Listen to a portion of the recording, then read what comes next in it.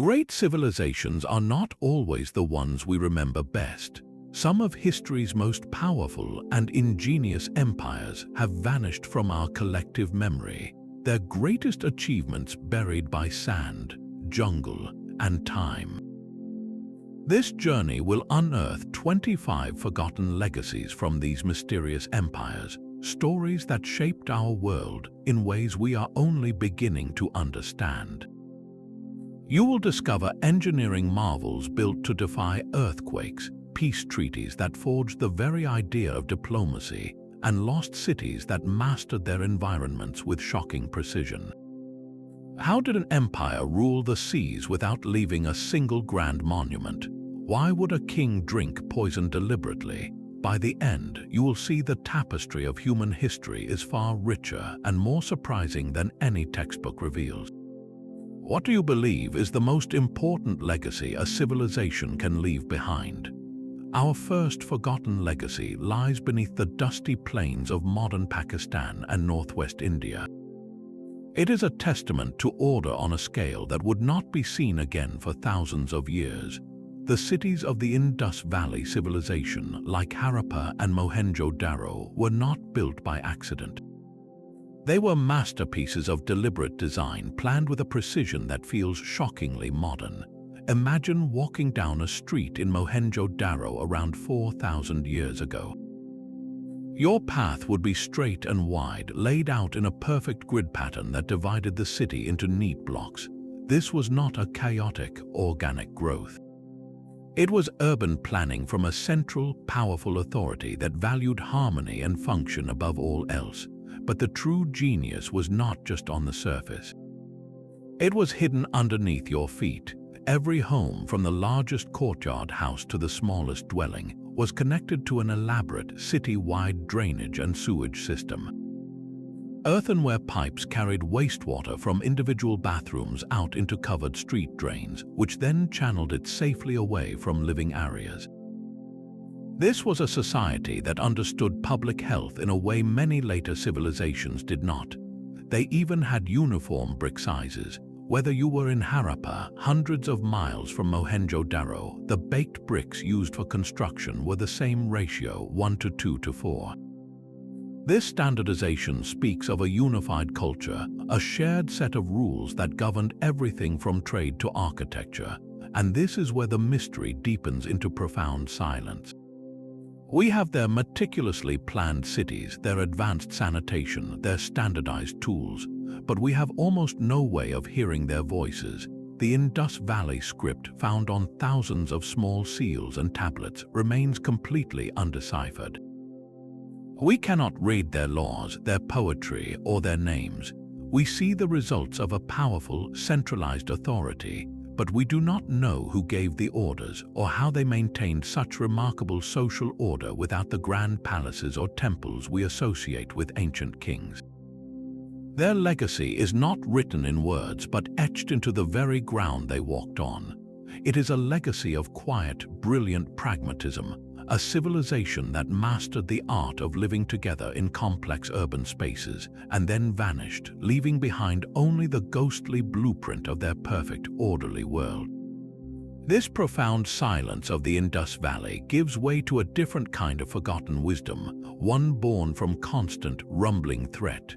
While some empires built monuments to their gods or kings, one civilization constructed its entire society as a dialogue with the trembling earth.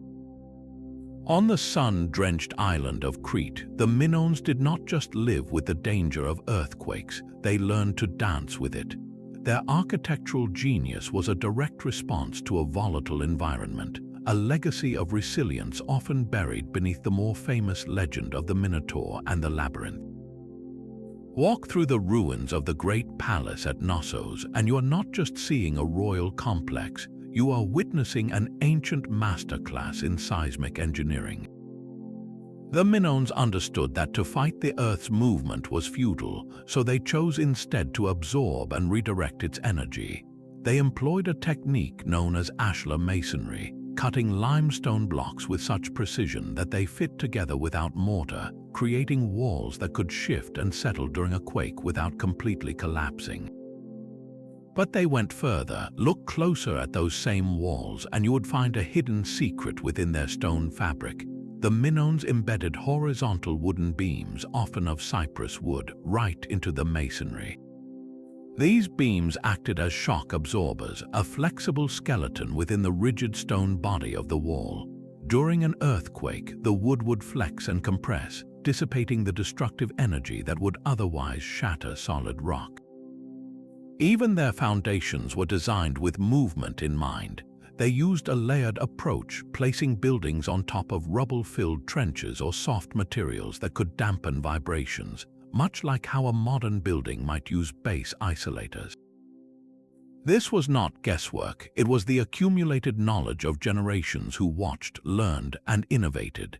Their entire architectural philosophy was a testament to a sophisticated understanding of their world, one where practicality and survival were woven into the very stones of their cities. This legacy of seismic resistance is a quiet, profound counterpoint to the myth of the bull-headed monster. It reveals a civilization not of mere legend, but of profound, practical genius, whose greatest triumph was not a mythical labyrinth, but the simple, enduring act of staying upright when the world tried to shake them apart. The Minoan dance with disaster was a matter of internal survival, but the next forgotten legacy looks outward to the chaotic space between empires. While the Hittites are often remembered as fearsome masters of iron and thunderous chariot charges, their most enduring gift to the world was forged not on the battlefield but at the negotiating table. It is a legacy written in fragile clay, not tempered steel. In the dusty archives of the ancient Hittite capital of Hattusa, archaeologists uncovered a remarkable document, a treaty signed around 1269 BC between the Hittite great king Hattusili III and the Egyptian pharaoh Ramesses II. This is the Treaty of Kadesh, the world's first fully documented peace treaty, and it represents a monumental leap in human political thought. After a brutal, indecisive clash at the city of Kadesh, these two superpowers did something unprecedented. They chose to stop fighting.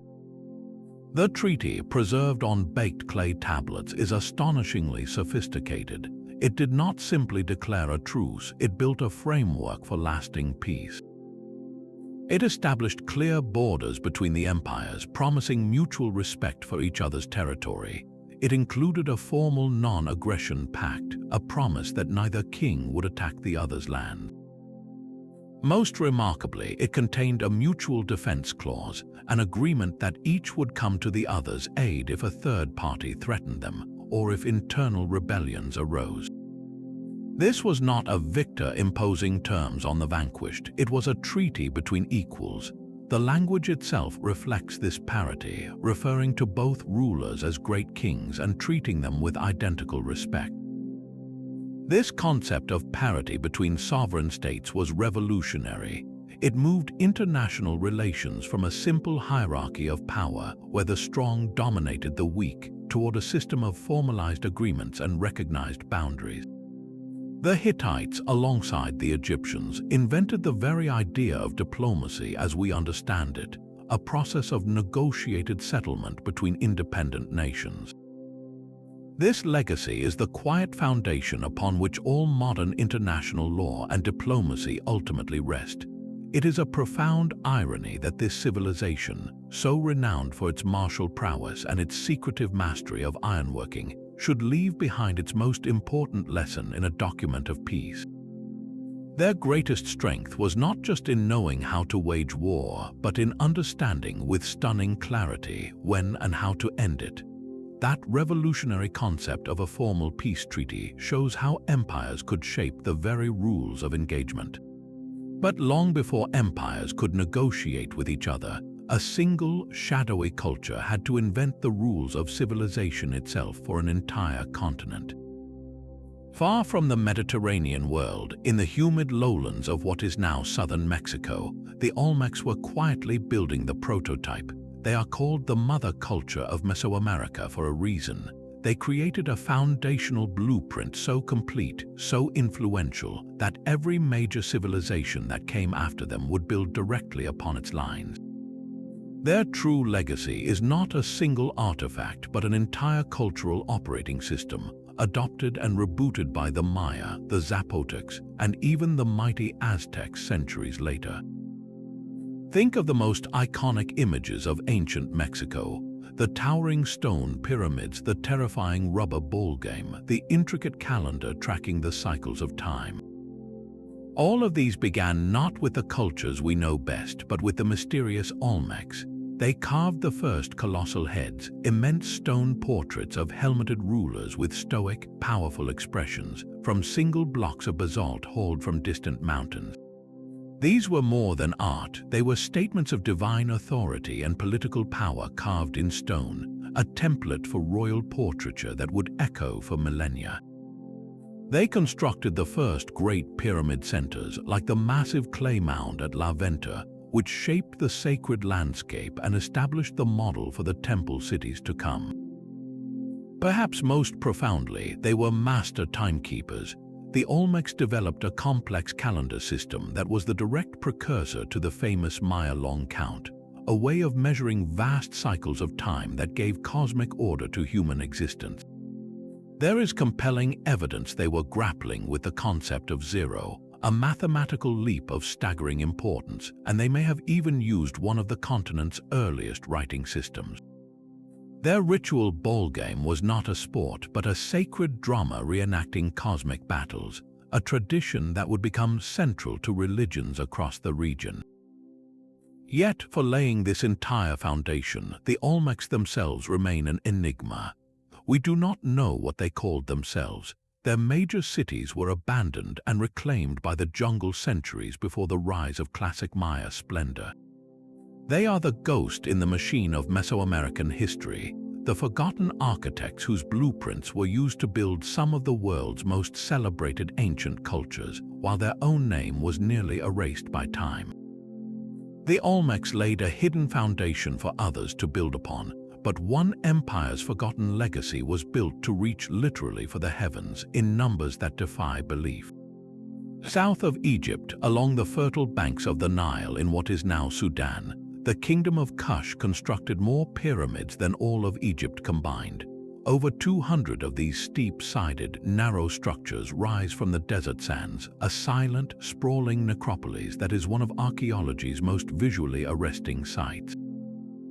Their design is distinct, a sharp, dramatic silhouette against the sky, quite different from the broader, more gradual slopes of their Egyptian neighbors. These were monuments for Kushite kings and queens, a powerful statement of a culture that was far more than just a shadow of the pharaohs to the north. Yet the true engine of Kushite power was not just stone but fire and metal. While often relegated to a footnote in Egypt's grand narrative, Kush was in fact one of Africa's earliest and most prolific industrial powerhouses. In the city of Meroe, the ruins of massive slag heaps, great mounds of iron production waste, still dominate the landscape. Here, the Kushites mastered large-scale iron smelting, using the region's abundant trees to fuel furnaces that ran day and night. This was not a minor craft, it was the backbone of an empire. Their control of iron production gave them superior weapons and tools, fueling both military might and agricultural wealth. It allowed them to conquer Egypt itself and rule as the 25th dynasty, the famed Black Pharaohs, and later to resist Roman expansion for centuries. The Nubian pyramids are their breathtaking signature on the horizon, but the forgotten slag heaps of Meroe are the proof of their real, formidable strength. They were a sophisticated, independent African empire that innovated, traded across continents, and forged its own destiny in iron long before many other parts of the world. Their legacy is a dual one of majestic ambition and gritty, transformative industry, a civilization that deserves to be remembered not for its proximity to Egypt, but for the unique and powerful kingdom it built with its own hands. While Kush forged power from iron and fire, another kingdom on the opposite side of the world believed true authority was etched directly into the blood. In the verdant valleys of the Korean peninsula, the Silla dynasty perfected a social order so rigid, so all-encompassing, that it dictated destiny from birth. This was the bone rank system, a hierarchy not of wealth or merit, but of perceived sacredness in one's lineage. At the very top were the sacred bone ranks, individuals believed to possess a divine essence that qualified them, and only them, to become king or queen. Below them were the true bone aristocracy, then a descending ladder of ranks that determined everything. The size of your house, the color of your robes, the style of your carriage, even the materials used in your personal belongings were all mandated by law according to your bone rank. Your career path was predetermined, with the highest government and military positions reserved for the sacred and true bone classes. It was a world where your bloodline was your permanent, unchangeable resume, a society engineered for stability through absolute hereditary control. Yet, from within this rigid structure emerged an artistic achievement of breathtaking fluidity and grace, a testament to a spirituality that sought to transcend the very earthly hierarchies the Scylla state enforced. On the slopes of Mount Toham, master artisans performed a miracle in granite. They carved the Seokyoram grotto not as a free-standing building, but as a perfect domed chamber hewn directly from the heart of the mountain. Inside sits a serene, monumental statue of the Buddha gazing out over the Sea of Japan. The engineering is a silent marvel. The entire structure was designed with hidden drainage channels to prevent moisture from destroying the interior sculptures, and the dome itself was constructed from hundreds of individually carved granite blocks fitted together with such precision that they create a perfect, self-supporting hemisphere. But the true genius is mathematical and spiritual. The proportions of the chamber, the placement of the Buddha, the arrangement of the bodhisattvas and disciples along the walls, all were calculated to guide a pilgrim's journey toward enlightenment. The morning sun on the day of the autumn equinox aligns to strike the statue's forehead directly, illuminating the entire chamber in a symbolic moment of divine awakening. Here, locked within stone, was a vision of universal harmony and liberation, a stark contrast to the rigid, birth-defined world outside. The Scylla legacy is this profound contradiction, a society that meticulously ordered human life through a caste system of sacred blood, while simultaneously reaching for the infinite through an architectural prayer of sublime balance and universal peace. One was a system of control meant to last an age, the other, an artistic vision meant to touch eternity. That quest for universal harmony in stone leads us to a different kind of enlightenment, one written in numbers and stars.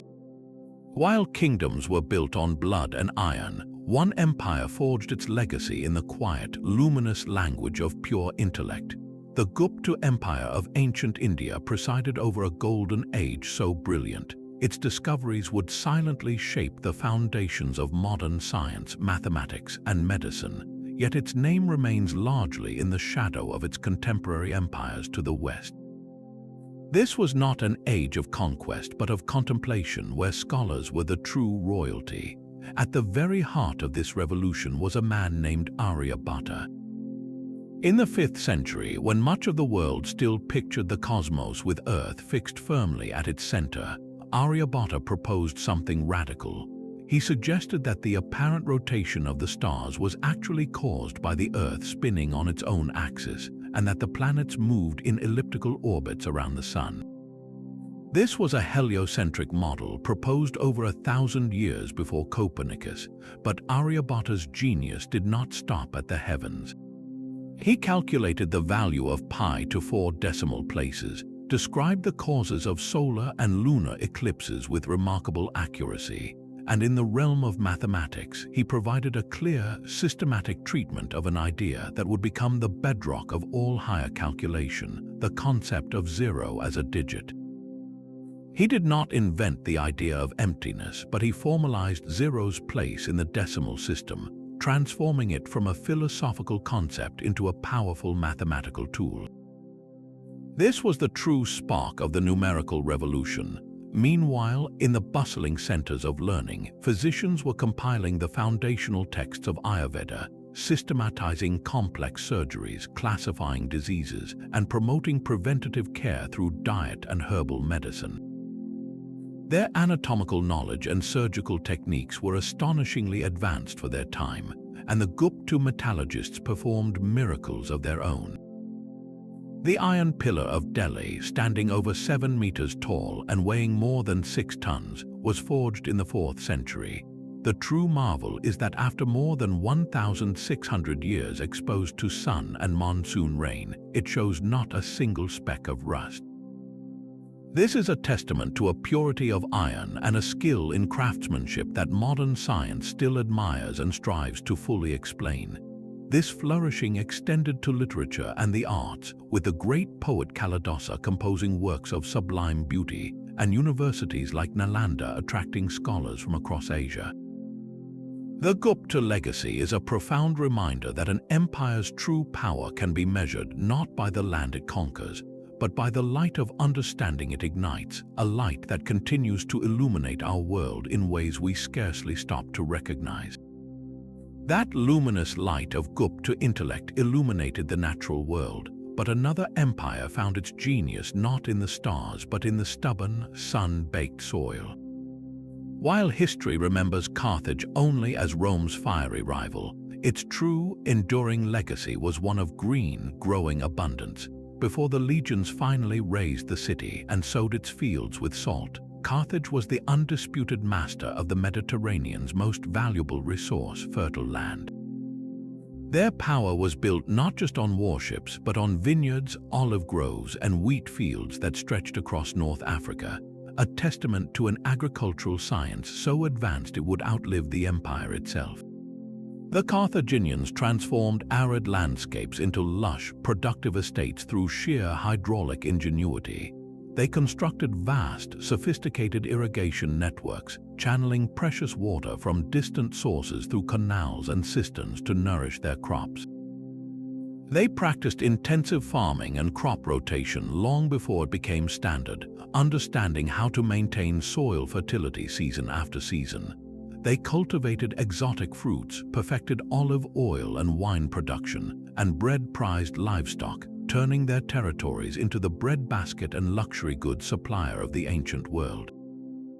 This entire system, this philosophy of cultivated plenty, was meticulously documented in a single, monumental work, the 28-volume agricultural manual written by a man named Mago. This was not a simple farmer's almanac, it was the complete encyclopedia of ancient agronomy, covering everything from soil types and planting cycles to the management of slaves and the care of farm animals. Its value was so universally recognized that when Rome finally destroyed Carthage in 146 BC, the Roman Senate issued a remarkable decree. They ordered Mago's great work to be translated into Latin, preserving this knowledge for the benefit of the very civilization that had just obliterated its authors. Copies were placed in public libraries, and for centuries it remained the foundational text for Roman landowners, shaping the agricultural practices of an empire that would come to span continents. Through Rome, the wisdom of Mago filtered down into medieval European farming treatises, influencing agricultural thought for over a millennium.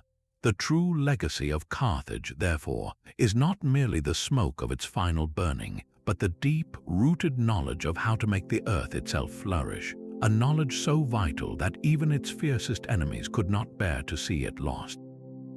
Carthage's agricultural empire was built on the tangible wealth of land, but one kingdom's power flowed entirely on the invisible currents of the sea. The Srivijaya Empire left no Angkor Wat, no great wall, no pyramids rising from the jungle. Its capital, somewhere along the muddy rivers of Sumatra, was built on rafts and stilts, a floating city that could vanish without a trace. And that is precisely the point. Srivijaya's legacy was not stone but system. For over 500 years, from the 7th to the 13th centuries, this Buddhist thalassocracy, or sea-based empire, commanded the most valuable real estate in the medieval world, the Malacca and Sunda Straits. These narrow sea lanes were the absolute choke points of global trade, the only practical passage for ships sailing between the spice-rich islands of Indonesia and the hungry markets of China, India, and the Middle East. Srivijaya did not just occupy these straits, they weaponized geography itself. Their mastery began with the sky. They understood the monsoon winds, the ancient rhythmic pulse of Asian commerce, with an intimacy that was their state secret. They knew when the winds would shift to carry Chinese porcelain south, and when they would reverse to bring Sumatran pepper and gold north.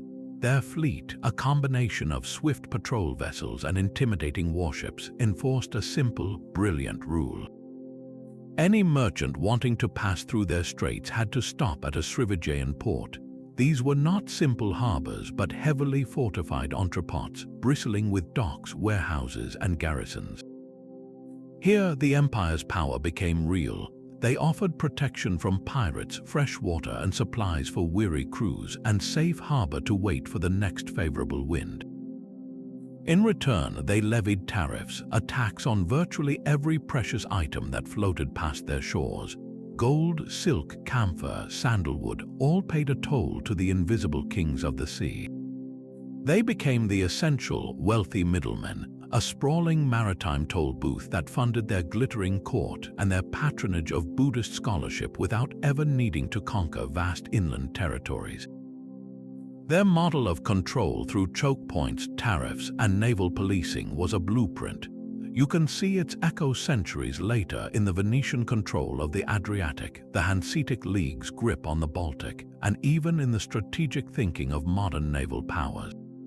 The Srivijaya Empire proves that the most formidable fortress can be built not from bricks, but from knowledge of the wind, the courage to sail beyond the horizon, and the cunning to tax the world's desire. Srivijaya's power was written in the waves, but another empire carved its mastery directly into the land, in water and stone. The towering spires of Angkor Wat are just the surface of a much deeper story. The true genius of the Khmer Empire was not in its temples, but in the colossal, liquid engineering hidden beneath them. Angkor was not just a city of gods, it was a machine for living, a hydraulic metropolis designed to conquer the brutal cycle of monsoon and drought. At its heart lay the immense barrays, artificial reservoirs so vast they resembled inland seas. The largest, the West Barray, stretches 8 kilometers long and 2.2 kilometers wide, holding over 50 million cubic meters of water. These were not decorative lakes, they were the empire's strategic grain reserve captured in liquid form. A sprawling, precisely engineered network of canals, channels, and moats acted as the city's arteries and veins, distributing this lifeblood across the landscape. This system transformed the Cambodian plains. By controlling the floodwaters of the Tonle Sap Lake and the Mekong River, Khmer engineers could store water from the torrential monsoon rains and release it during the long, punishing dry season. This meant they could produce not 1, but 2 or even 3 rice harvests per year, a feat of agricultural abundance that was almost unimaginable elsewhere in the medieval world. This bounty fed a population that scholars now believe may have exceeded 1 million people, making Angkor one of the largest pre-industrial cities on Earth. The temples were the spiritual expression of Khmer power, but this water network was its physical, beating heart. It allowed the god-kings to command not just loyalty, but the very seasons themselves, promising stability and full bellies in exchange for the labor that built their celestial monuments. Yet this masterpiece of engineering may have contained the seeds of its own undoing. The system required constant, meticulous maintenance. Canals needed dredging, reservoirs needed clearing of silt. As the empire expanded, the network grew more complex and more fragile. Some researchers suggest that centuries of deforestation and land use changes upstream led to increased erosion, clogging the vital channels with sediment. A series of severe droughts or catastrophic floods could have overwhelmed the delicate balance. The very infrastructure that created a metropolis may have, when stressed, accelerated its unraveling, leaving the grand temples to be slowly embraced by the jungle they once dominated. The legacy of Angkor is therefore dual, a testament to humanity's ability to reshape nature on a staggering scale, and a sobering reminder that even the greatest of our systems remain in a fragile dialogue with the world they seek to control. While Anka's power flowed through canals and reservoirs, another empire built its influence from a different kind of current, the flow of ideas and ink. In the heart of the West African savanna, the Mali Empire cultivated a legacy of such immense intellectual wealth that its name became synonymous with a place of ultimate knowledge. Timbuktu was not merely a city of trade, it was the Oxford or Bologna of the medieval Sahara, and its crown jewel was the University of Sankore. This was not a single monolithic building, but a decentralized constellation of independent schools, each orbiting around a master scholar. Students would gather in the courtyards of mosques or in the private libraries of teachers, forming a vibrant city-wide campus under the vast African sky. The true treasure of Sankore, however, was written by hand on fragile pages. Its libraries housed hundreds of thousands of manuscripts, painstakingly copied and annotated over generations. These were not just religious texts, but sophisticated works on mathematics, astronomy, medicine, law, and philosophy. Astronomers charted the stars with precision, physicians documented complex surgical procedures and herbal remedies, and jurists debated Islamic law with nuance and depth. This was a scholarly economy where knowledge was the most valuable currency, copied, traded, and debated, drawing the finest minds from across Africa and the Middle East. This context transforms the famous story of Mansa Musa, the Mali emperor whose pilgrimage to Mecca in the 1320s is legendary for its staggering display of gold. While the tales of his caravan distributing so much gold that it depressed markets in Cairo are true, that journey was part of a larger, more strategic vision.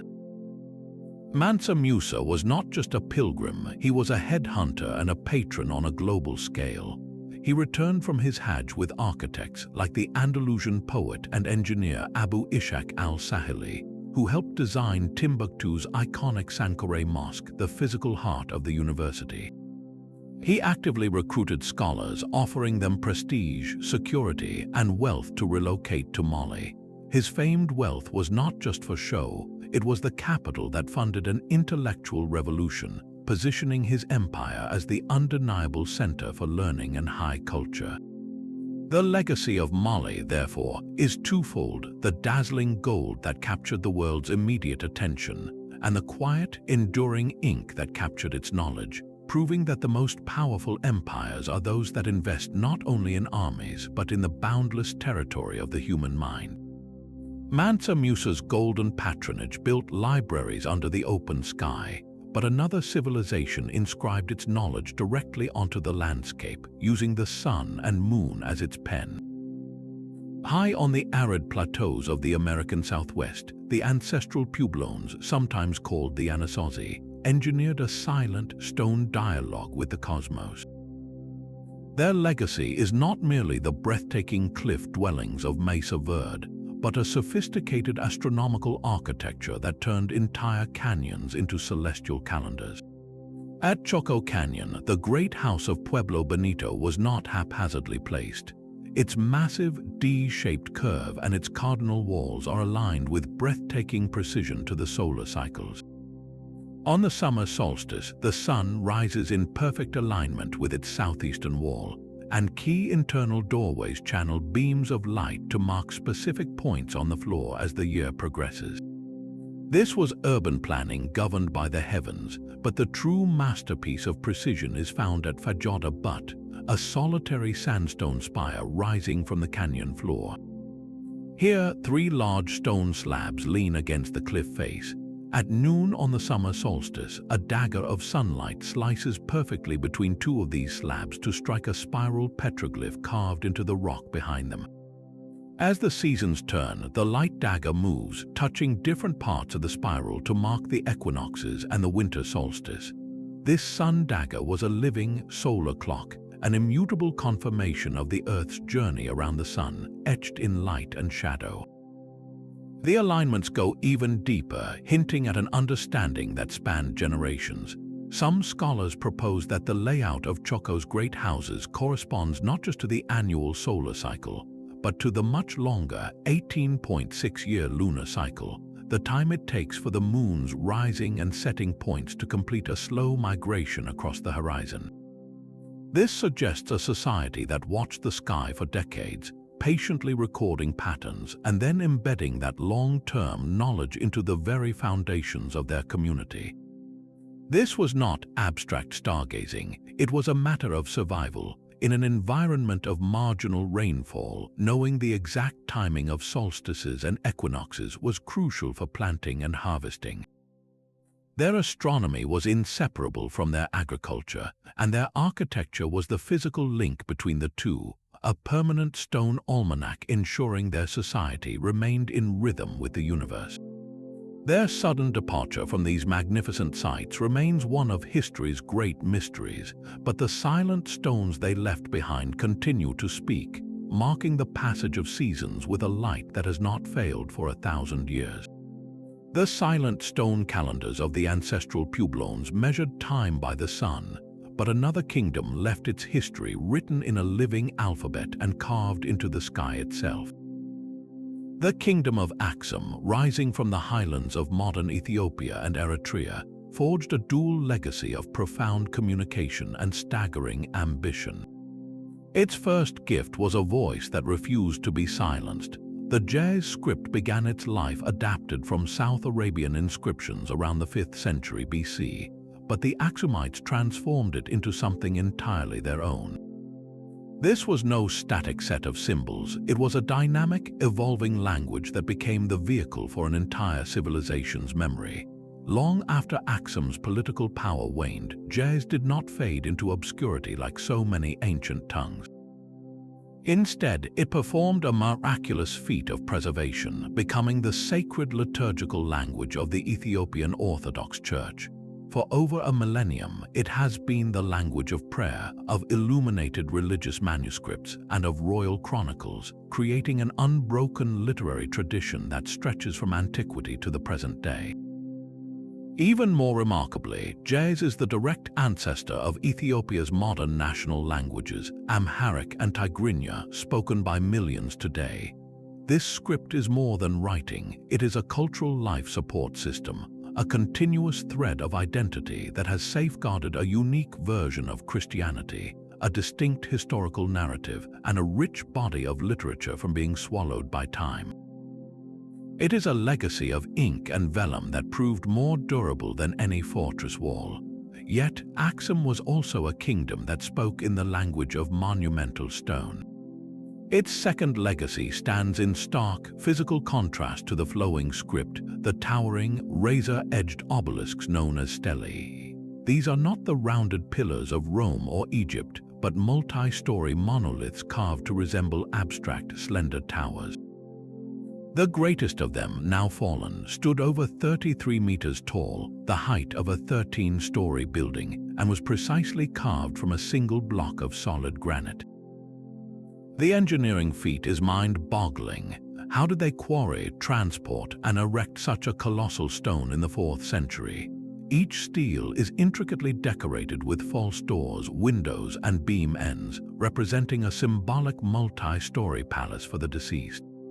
They were markers for elite underground tombs, but they were also bold declarations of power, wealth, and architectural sophistication aimed at the heavens.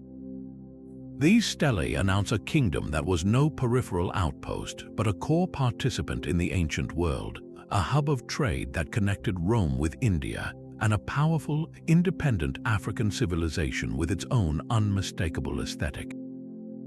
Together, the enduring script and the soaring stones tell a complete story, one of a culture that mastered both the eternal word and the monumental deed, ensuring its memory would endure both in the pages of a book and in the shadow of a granite giant. Axum's monumental stones declared power for all to see, but one empire learned to wield symbols with a subtlety that would shape the very soul of the West. The Romans are remembered as history's great borrowers, yet their deepest cultural debt is to a people whose own language we can barely read, the enigmatic Etruscans. So much of what we proudly label as quintessentially Roman, from the symbols of state authority to the very gods they prayed to, was a direct inheritance from this sophisticated civilization they eventually conquered. The most potent emblem of Roman power, the fasces, was not a Roman invention. This bundle of rods bound around an axe carried by the lictors who attended high magistrates was an Etruscan symbol of state authority, representing the power to punish and execute. It spoke of unity through binding and of the state's monopoly on lawful force, a concept Rome adopted and made iconic. Even the clothing of power bore an Etruscan dye. The broad purple stripe on the senatorial toga, the toga praetexta, was a mark of Etruscan royalty long before it adorned Roman senators. Their architectural genius provided the very skeleton for Roman grandeur. While the Greeks perfected the post and lintel, the Etruscans mastered the structural arch, a technology that allowed Romans to build aqueducts that strode across valleys and amphitheaters that could hold tens of thousands. The classic Roman temple design, raised on a high podium with a deep porch and a triple cella for a triad of gods, is a direct copy of Etruscan models. But the Etruscan legacy penetrated far deeper than stone and cloth into the intimate realm of the divine. The entire Roman science of augury, the solemn practice of interpreting the will of the gods by watching the flight of birds, was an Etruscan discipline known as auspicia. Specialized priests, the haruspices, would examine the livers of sacrificed animals, reading the divine message in their lobes and markings, a practice Romans relied upon before every major battle or political decision. The foundational myth of Rome's founding by Romulus even includes an Etruscan augur defining the sacred boundaries of the city. This was a complete spiritual toolkit for understanding an unpredictable world. The Romans, ever pragmatic, absorbed this system whole because it worked, providing a framework for decision-making that claimed divine sanction. In doing so, they performed history's most successful act of cultural assimilation, taking the sacred and political vocabulary of a rival civilization and making it so thoroughly their own that the original authors were nearly erased from the story. The Etruscan legacy is the ghost in the machinery of the Roman state, a reminder that what we often celebrate as pure Roman genius was in fact a brilliant synthesis, built upon the forgotten foundations of a mysterious people who taught them how to rule, how to build, and how to listen to the gods. Soaring stelae and borrowed gods give way to a world of mist and vertigo. High in the remote cloud forests of northern Peru, where the Andes meet the Amazon, the Chachapoya people built a civilization in the sky. Known as the warriors of the clouds, their legacy is one of breathtaking isolation and a stubborn defiance of categorization, etched into mountaintops and onto sheer cliff faces. Their greatest monument is not a single temple, but an entire mountain transformed into a fortress. Kulap is a citadel that dwarfs even Machu Picchu in scale, a city of stone floating above the clouds. Its most immediate statement is a wall, a defensive perimeter over 600 meters long and up to 20 meters tall, constructed from millions of limestone blocks. To enter, you must funnel through one of 3 narrow, zigzagging corridors, each designed to leave an attacker completely exposed, but within this formidable shell lies a surprise. Instead of the rectangular plazas and buildings typical of the Inca, Kulap is a city of curves. Over 400 circular stone structures, many with intricate geometric friezes carved around their bases, cluster on the mountainside. These round houses, with their conical thatched roofs, were perfectly adapted to the high-altitude environment, shedding rain and resisting the strong winds that sweep the ridge. This was a society that mastered a vertical world, building not just for defense, but for life in a realm of eternal mist. Yet their relationship with the afterlife was even more striking. The Chachapoya did not simply bury their dead, they sent them to live forever in the landscape. Their most iconic artifacts are the Puran Machus, human-shaped sarcophagi sculpted from clay and placed in impossibly high cliffside niches. These solitary sentinels, often painted in white and red ochre with stylized faces and geometric designs, stare out across the valleys from their perilous perches. Some were placed individually, others in small groups, like a council of ancestors overseeing the living world below. Creating and installing these Puran matches was a monumental act of devotion. The materials had to be hauled up treacherous slopes, the sculptures formed and fired, and then secured on narrow ledges hundreds of feet above the ground. This practice speaks of a profound reverence for ancestors, a belief that the dead remained active guardians and participants in the community's fate, granted a literal overview of their descendants' domain. Their artistic style, with its distinctive patterns and human forms, does not neatly fit into the known traditions of the coastal Moche or the highland Inca. The warriors of the clouds were a distinct cultural thread in the Andean tapestry, a people who carved out a unique identity in one of the planet's most challenging environments, leaving behind a legacy that feels less like a ruin and more like a haunting, a civilization that simply retreated back into the mists from which it came. The cloud-shrouded citadels of the Chachapoya were worlds away from the glittering crossroads of a superpower. While some empires built their legends in isolation, the Sasanian Persian Empire thrived at the very center of everything. Rising from the ashes of the Parthians in the 3rd century, they forged more than a kingdom. They forged an idea, Iransha, the Iranian realm, a concept of a unified, civilized domain that was both a spiritual homeland and a political destiny. This vision turned their capital, Ctesiphon, into the cosmopolitan heart of the late ancient world, a dazzling crucible where cultures were not just traded, but woven together into something entirely new. The Sasanian court was the engine of this synthesis. Imagine the vast, arched audience hall, the Takht Kasra, its vault soaring higher than any building in the world at that time. Here, the King of Kings, the Shahanshah, sat beneath a canopy of silk and jewels, a figure of almost divine remoteness. The elaborate court rituals were a carefully choreographed theater of power, designed to inspire awe and enforce hierarchy. Officials approached in strict order of rank, prostrating themselves, while music, perfume, and the shimmer of exquisite textiles filled the air.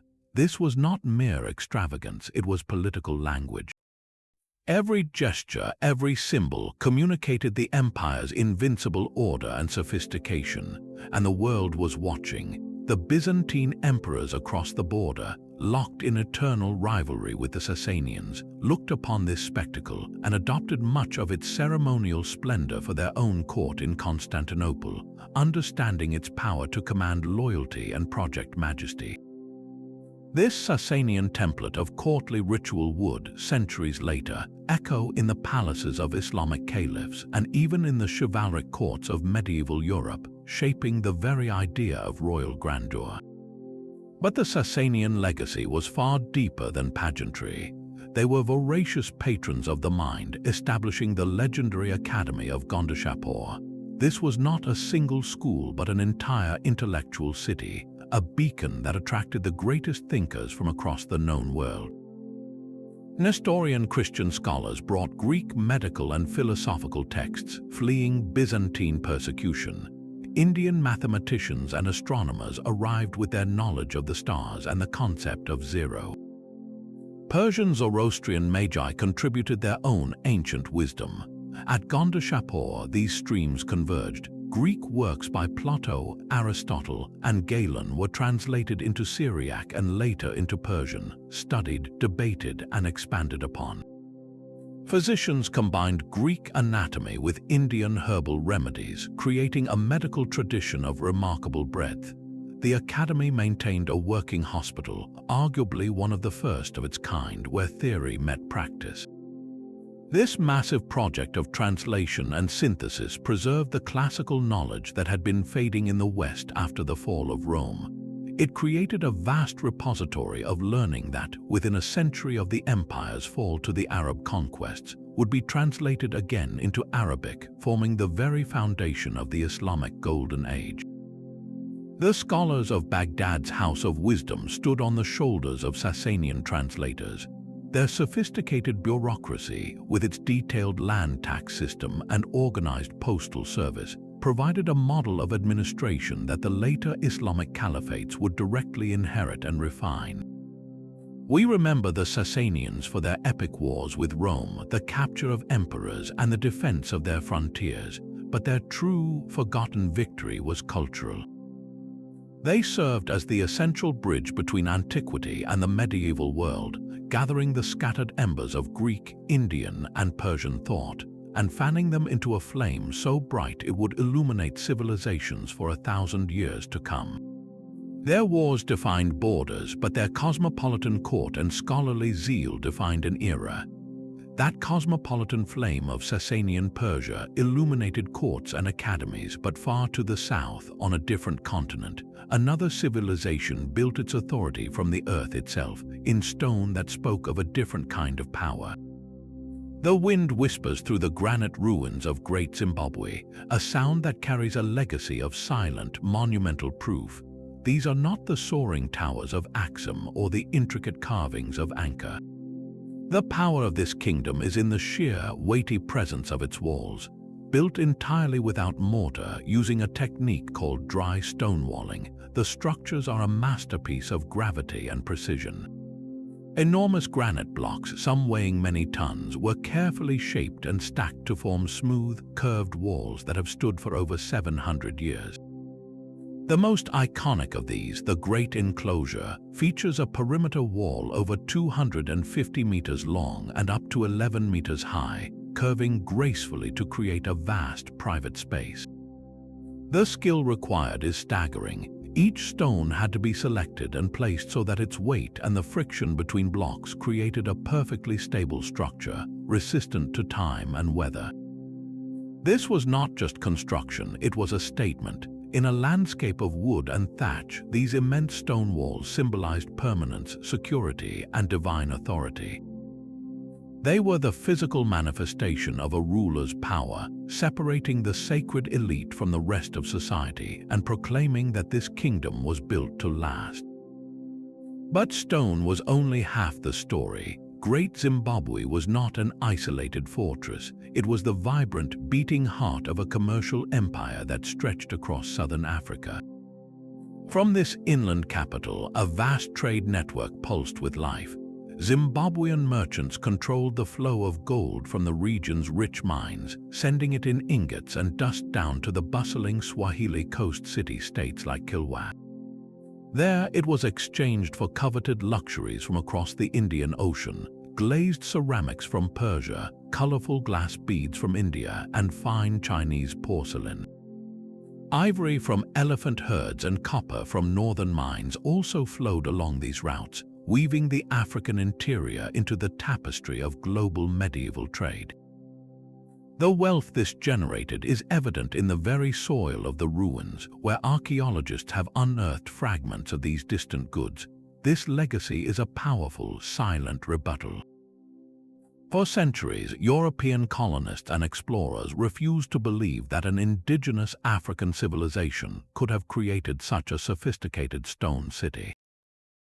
They invented fanciful tales, attributing it to Phoenicians, Arabs, or even the Queen of Sheba, anyone but the ancestors of the local Shona people. The stones of Great Zimbabwe, however, do not lie. Their methodical construction and the artifacts found within them tell a clear story of autonomous political power, advanced economic organization, and artistic skill. This was not an outpost of some foreign culture, but the capital of a homegrown kingdom that mastered its environment, commanded long-distance trade, and expressed its sovereignty in granite. It stands as an enduring testament to African statecraft, a monument that challenges old prejudices and speaks of a time when the interior of a continent was not a dark void on a map, but the center of its own radiant and connected world. Granite walls speak of earthly power, but clay can hold an even more intimate and unsettling truth. On the arid north coast of Peru, the Moch people left behind a legacy not in towering monuments, but in the palm of your hand, sculpted with a hyper-realism that feels shockingly alive. Their pottery is a direct line into a vanished world, a three-dimensional archive of faces, fears, and faith.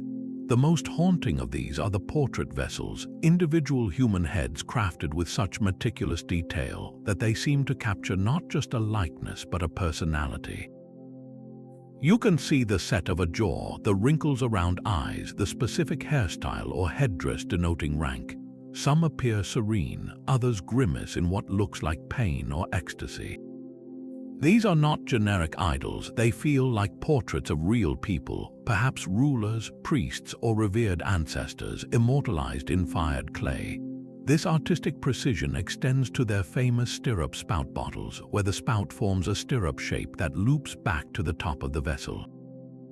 On these, the Moch painted and sculpted entire narratives. One vessel might show a healer treating a patient, another a deer hunt, and another a detailed scene of warriors in combat, capturing the moment of capture with ropes and clubs.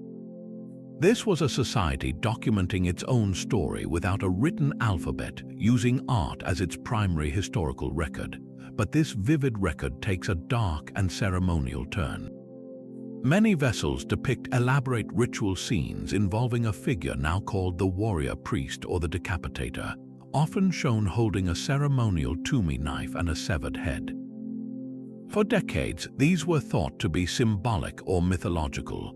Then archaeology provided a chilling confirmation. At sites like the Huaca de la Luna, the Pyramid of the Moon, excavators uncovered courtyards where the walls were painted with vibrant murals of the same decapitator god. And in the plaza below, they found the physical evidence, the remains of sacrificed men.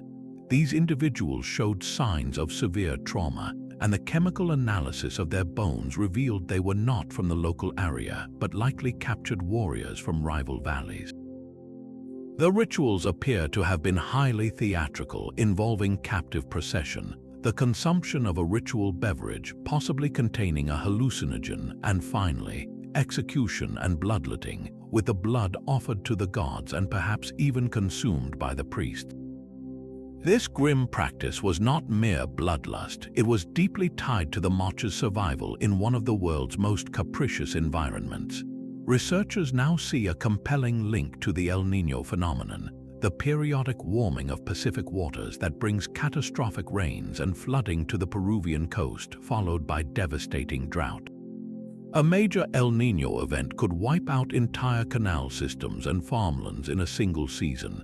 In this context, the sacrifice ceremony can be seen as a desperate, profound contract with the supernatural.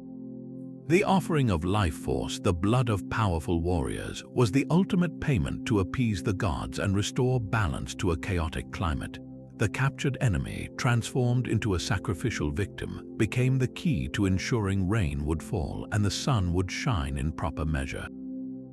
The Moch legacy, therefore, is this stark duality, a civilization capable of producing art of breathtaking humanity and sensitivity, while also engaging in rituals of spectacular violence, all driven by a profound need to control the uncontrollable forces of nature. Their pottery holds up a mirror, showing us not a primitive people, but a complex society whose entire worldview, from art to authority to agriculture, was woven into a single, intense, and sometimes terrifying tapestry of belief. The Moch's rituals were a terrifying contract with nature, but one king sought to control an even more intimate kind of death. In a world of royal assassinations and political intrigue, Mithridates VI of Pontus, a kingdom on the Black Sea coast, turned paranoia into a science. His life was a saga of defiance against the expanding Roman Republic, earning him the title Rome's greatest enemy, but his most personal battle was fought not on a battlefield but within his own body. From a young age, convinced his own mother was plotting to poison him, Mithridates embarked on a lifelong, obsessive quest. He was determined to make himself invulnerable, to craft the ultimate shield against the assassin's art. This was the origin of Mithridatium, his legendary universal antidote. He transformed his court into a macabre laboratory, testing poisons and their potential cures on condemned prisoners, and even, according to ancient historians, on himself. He would administer sub-lethal doses of various toxins, carefully building up a tolerance, a practice now called Mithridatism. His goal was to compile all this grim research into a single master formula. The actual recipe for Mithridatium, as later recorded by Roman physicians like Galen, was a breathtakingly complex pharmacopoeia. It contained dozens of ingredients from common herbs like iris and celery seed to costly resins, cinnamon, and opium, all carefully compounded with honey and aged for years. It was less a magic potion and more a grand, speculative encyclopedia of ancient toxicology, an attempt to counter every known venom and poison with an opposing substance. This was a forgotten legacy of early systematic pharmacology, a dark empirical science born from royal fear, but Mithridates did not stop at defense. He weaponized this knowledge. During his long wars against Rome, he employed poisons strategically, contaminating water supplies and using toxic arrows. In one famous incident, he allegedly orchestrated a mass poisoning of Roman officials and citizens in several Asian cities in a single, coordinated strike. His entire kingdom became an arsenal of biochemical knowledge. In the end, even his legendary immunity failed him. Defeated and cornered by the Roman general Pompey, the old king tried to take his own life by poison. The story goes that the potion had no effect, his lifelong inoculations having worked too well. He was finally forced to order a loyal soldier to run him through with a sword. His tragic final irony underscores the totality of his project. He had spent a lifetime fortifying his body against every poison, only to find that the very protection he engineered had locked him in a prison from which even a chosen death was barred. His legacy is the stark blueprint of pharmacological warfare, where the human body itself becomes a fortress, and knowledge of life-saving cures is inseparable from the art of delivering death. Mithridates sought to immunize himself against the world's poisons, but Emperor Ashoka of the Mauryan Empire sought a far more radical cure, an antidote for the soul of an entire kingdom. His legacy is carved in stone across the Indian subcontinent, a public confession and a blueprint for rule that has no parallel. After a military campaign of horrific brutality, the conquest of Kalinga, Ashoka stood on the battlefield and saw not victory but a wasteland. The ancient texts describe his profound remorse at the sight of the dead and the mourning. This personal crisis sparked a spiritual revolution that would redefine the purpose of power itself.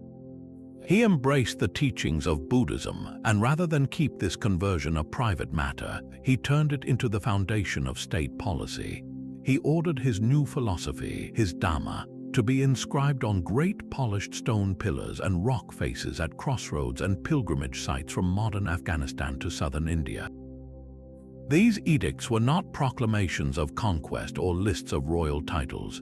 They were something astonishing, a king speaking directly to his people about ethics, compassion, and the duties of a good life. He preached respect for all religious sects, instructing his officials to honor Brahmins, Buddhists, and ascetics alike. He advocated for non-violence, restricting animal sacrifices, and eventually ending royal hunting expeditions. He commanded kindness to servants, obedience to parents, and generosity toward friends. He even established what may be history's first comprehensive social welfare system, ordering the digging of wells, the planting of shade trees along roads, and the creation of hospitals for both people and animals. This was governance reimagined as a moral project. The state's role was not merely to tax and command, but to actively cultivate virtue and alleviate suffering. One pillar discovered at Sarnath bears a capital of 4 lions standing back to back, now the national emblem of India, symbolizing the spread of this righteous law in all directions. But the true weight of Ashoka's experiment lies in its sheer vulnerability. Here was the most powerful man on the subcontinent, publicly admitting his regret for past violence and pleading with his subjects to live better lives. It was an act of immense political courage, an attempt to lead by moral example rather than by fear. For a time, it worked, fostering an era of remarkable peace and prosperity. Yet after his death, the empire fragmented and the profound idealism of the edicts faded, their language forgotten until scholars deciphered them centuries later. They stand today not as a record of lasting political success, but as a breathtaking glimpse of an alternative path, a moment when a ruler dared to believe his greatest duty was not to expand his borders but to heal the human heart. Ashoka's edicts were a public plea for peace, but one civilization's entire identity became a legend used to justify war. The Toltecs of central Mexico are history's most powerful ghost, an empire whose real achievements are almost impossible to separate from the magnificent myth they became. For the Aztecs who came centuries later, the Toltecs were the ultimate archetype, the very definition of a golden age. They were spoken of as master architects, peerless artisans who could shape jade and feathers into miracles, and invincible warriors. Aztec rulers desperately claimed descent from Toltec bloodlines, and their artisans proudly signed their work Toltecayotl, meaning in the Toltec style. Yet when archaeologists search for the historical Tolan, the fabled Toltec capital, the picture fragments, the leading candidate, the site of Chala, shows evidence of a powerful city with distinctive warrior columns and colossal stone figures known as the Atlanteans, but its scale and splendor seem to fall short of the epic descriptions passed down through Aztec poetry. This creates a fascinating paradox. The Toltecs may have been a potent but relatively short-lived regional power, yet their cultural and spiritual legacy became the bedrock for an entire civilization's idea of legitimacy. Their most profound gift was not a city of gold, but a god. The Toltecs are credited with elevating the feathered serpent deity, known to them as Quetzalcoatl, from one among many gods into a central, transcendent figure. In their theology, Quetzalcoatl became far more than a serpent with feathers. He was a creator god who gifted humanity with maize, the sacred sustenance of life. He was the god of wind who brought the rains. Most importantly, he was the patron of knowledge, of learning, of the arts, and of the priesthood itself. He stood for civilization, order, and life-giving forces, often in opposition to darker deities of war and sacrifice. This theological framework was a masterpiece of symbolic power, and later rulers understood its potency completely. The Aztec Emperor Moctezuma II, upon hearing of the Spanish arrival, was reportedly filled with dread because the year corresponded to the prophesied return of a bearded, light-skinned Quetzalcoatl from the east. This was not a random fear, it was a direct inheritance from Toltec myth cycles, which told of a priest, King Topiltzin Quetzalcoatl, a wise and peaceful ruler who was driven from Chala and vowed to return one day to reclaim his throne. By weaving their own lineage into this Toltec-derived narrative, Aztec kings were doing more than boasting of fine craftsmen in their ancestry. They were claiming the mantle of civilized, divinely sanctioned authority. To be Toltec was to be the source of all that was good, wise, and rightly powerful. The historical Toltecs may have ruled a modest realm, but by perfecting and propagating the cult of the feathered serpent, they authored the ultimate political and spiritual pedigree, a legacy so desirable that the greatest empire in Mesoamerica would build its entire identity upon a carefully curated memory of who the Toltecs were supposed to have been. While the Toltecs became a legendary blueprint for power, another kingdom built its identity from a spiritual conviction so absolute it became the bedrock of a nation. Armenia's first and most profound legacy is one of faith made into law. In the year 301, 3 decades before the Roman Emperor Constantine issued his Edict of Milan, the Armenian king Tiridates III did something unprecedented. He declared Christianity the official state religion of his entire kingdom. This was not merely a royal conversion, it was a political and social revolution. Under the guidance of Saint Gregory the Illuminator, the king, who had previously persecuted Christians, was baptized, and the old pagan temples were systematically dismantled. Armenia did not just welcome the new faith, it staked its very sovereignty upon it, becoming the first nation in history to formally adopt Christianity. This decision created an unbreakable bond between church, state, and people, forging a national identity that would endure centuries of conquest and partition. The Armenian Apostolic Church became the soul of the nation, a constant through line of cultural memory and resistance when political independence was lost. This spiritual shield, however, needed a sword of the mind to defend it. By the early 5th century, the threat was not military but cultural. Armenia was caught between two colossal literate empires, the Zoroastrian Sasanians of Persia and the Christian Byzantines of Rome. Both sought to absorb Armenia, and language was their primary tool. Persian was the language of administration and power in the East, while Greek and Syriac were the sacred languages of liturgy and scholarship in the West. The unique Armenian language, and with it the distinct Christian faith practiced there, risked being swallowed whole. The survival of the nation demanded a new kind of armor, one made of ink and vellum. The task fell to a scholar, theologian, and former courtier named Mesrop Mashtots. His mission was nothing less than the creation of a perfect tool for preservation. He did not adapt an existing alphabet like Greek or Aramaic. Instead, with the support of the Catholicos Sahak Patev and King Vramshapur, Mashtots and his students embarked on a meticulous linguistic project. They analyzed the sounds of spoken Armenian, its unique phonetics and rhythms, and then designed a brand new script with one guiding principle, one letter for every distinct sound. The result was the Armenian alphabet, a system of 36 letters, later expanded to 38, that captured the spoken language with flawless precision.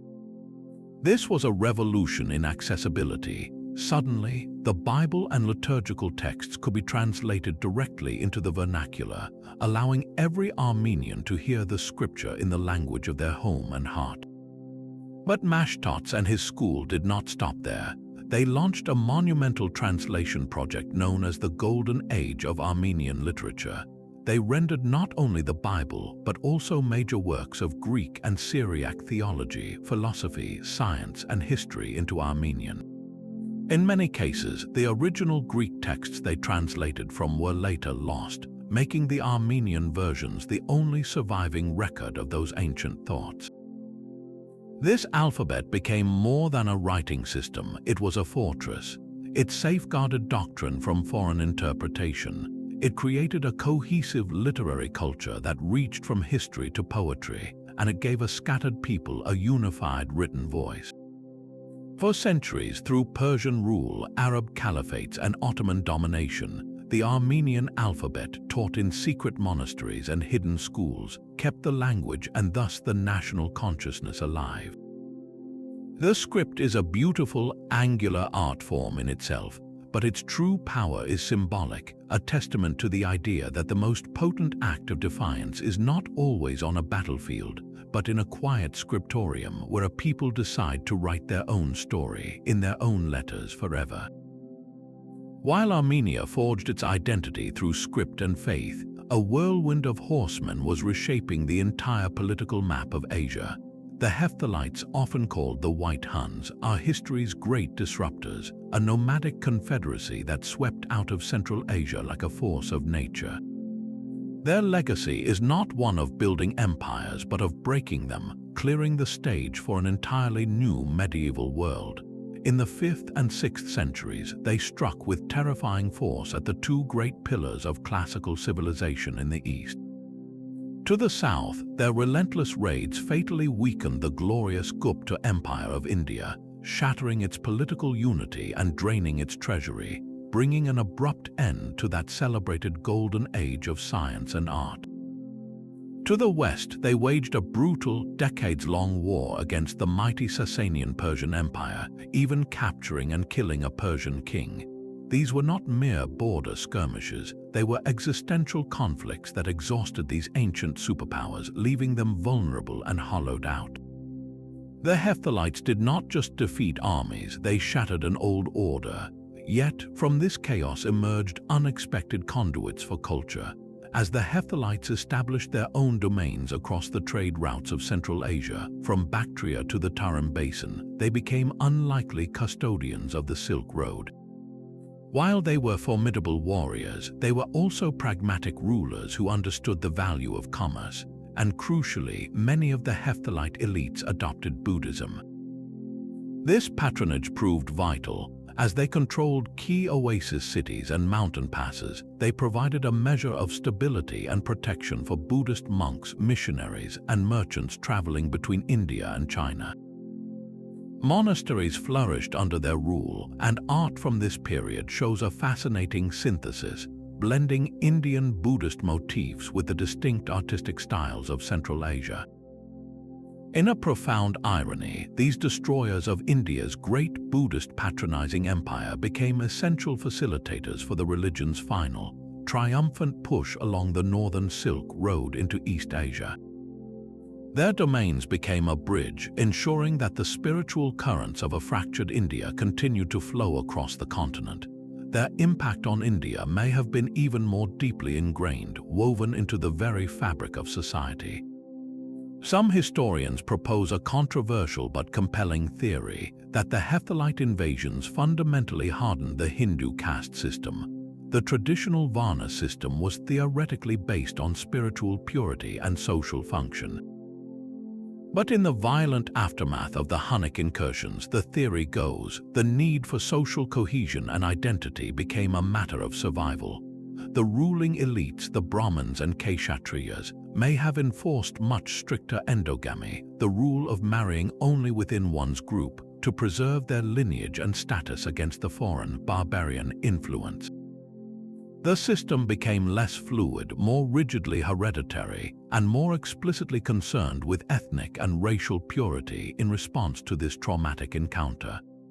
While the caste system's origins are ancient and complex, the seismic shock of the Hephthalite invasions likely acted as a catalyst, forging a more defensive and inflexible social hierarchy that would define India for centuries to come.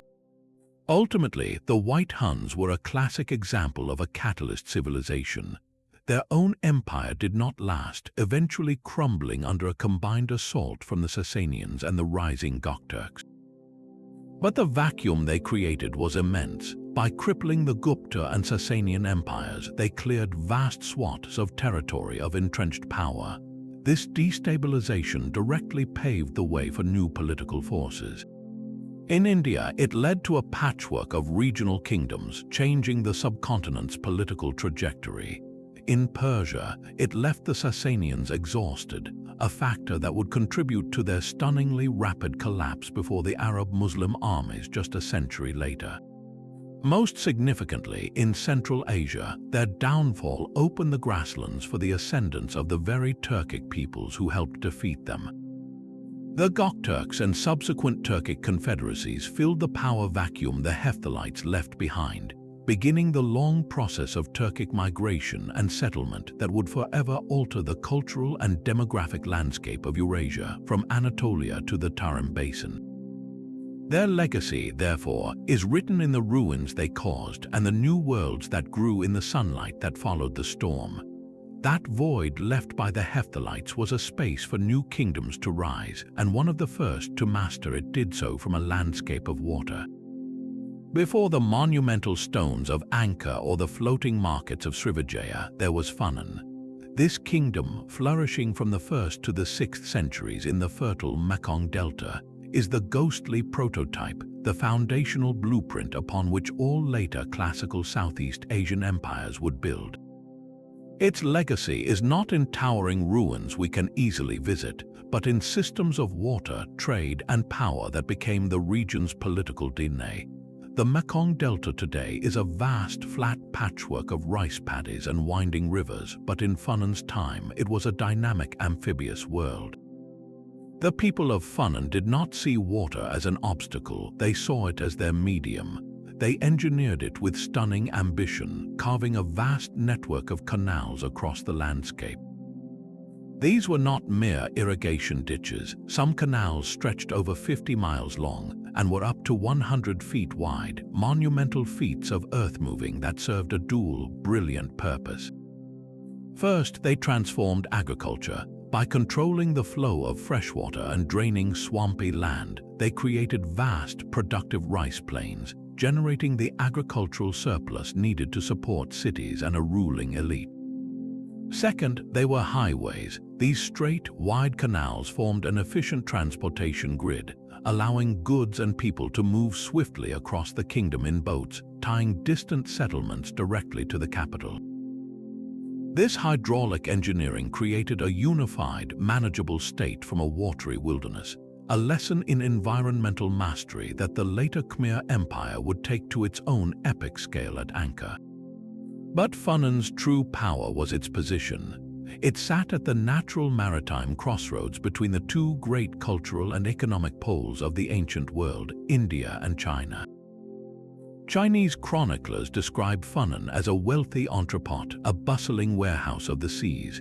Ships from the Bay of Bengal would arrive bearing cargoes of Indian cotton, precious stones, and exotic religious artifacts. From the north, Chinese merchants brought silks and metalwork. Funanese ports became the vital transshipment point where these goods were exchanged, taxed, and sent on their way.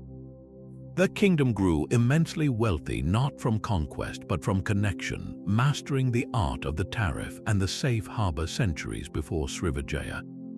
This constant contact sparked a profound cultural synthesis, one that would define Southeast Asian civilization for a millennium. Funan's elites did not simply trade with Indian merchants, they actively imported and adapted Indian ideas of statecraft. They embraced the concept of the Devaraja, the god-king, a ruler whose authority was divinely sanctioned, merging local spirit beliefs with Hindu and Buddhist cosmology. This provided a powerful ideological foundation for centralized power. They adopted Sanskrit as the language of court, religion, and inscriptions, using it to legitimize their rule and connect themselves to the prestige of Indian civilization. Archaeologists have found seals and inscriptions in Sanskrit, gold jewelry depicting Hindu deities like Vishnu, and early Buddhist imagery, all evidence of this deliberate cultural borrowing. Funan was not a passive colony of India, but an active, savvy consumer, selecting and blending foreign concepts to strengthen its own unique kingdom. It created a model, a template of a Southeast Asian state that was part hydraulic engineer, part international broker, and part divine monarchy. When Funan eventually declined, likely due to shifts in trade routes and the silting of its canals, its legacy did not disappear. It flowed directly into its successors, the Chenla kingdoms that followed, and ultimately the magnificent Khmer Empire inherited Funan's god-king ideology, its Sanskritic court culture, and its foundational understanding of water management. Srivijaya inherited its model of maritime commercial control. Funan is the forgotten first chapter, the elegant proof of concept for all the glorious empires that would later capture the world's imagination. Its cities may now lie buried beneath the delta's silt, but its ideas shaped the very soul of a region. The blueprint of Funan was written in water and trade, but the final forgotten legacy was built on something even more precious, the very scent of the divine. The Sabaean kingdom, the legendary land of Sheba, did not just trade in goods, it traded in transcendence. Its wealth flowed from the gnarled, unassuming trees of the Dhofar region, which wept the fragrant resin known as frankincense and its cousin, myrrh. In the ancient world, these were not mere perfumes, they were essential elements of religion, medicine, and status. From the temples of Egypt to the altars of Jerusalem and the ritual halls of Rome, no act of worship was complete without the sweet, purifying smoke of burning frankincense. The Sabaeans controlled the entire supply chain, from the remote groves where the resin was carefully harvested, to the caravan routes that snaked north through the Arabian desert, to the ports on the Red Sea where it was shipped to distant lands. They became the sole, indispensable middlemen for a commodity the entire civilized world craved, amassing wealth so fabulous it passed into myth. Yet, this desert kingdom's true genius was not in harvesting scent, but in defying the very nature of its landscape. To sustain the population that managed this vast enterprise, they performed a miracle of hydraulic will.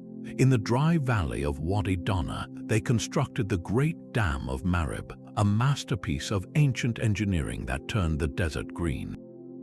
This was not a simple wall. It was a complex gravity-fed irrigation system anchored by a massive earthen dam, over 500 meters long and likely 20 meters high, reinforced with stone sluices and controlled spillways. It captured the unpredictable torrential floodwaters that rushed down from the mountains during the biannual rains, taming them into a managed resource.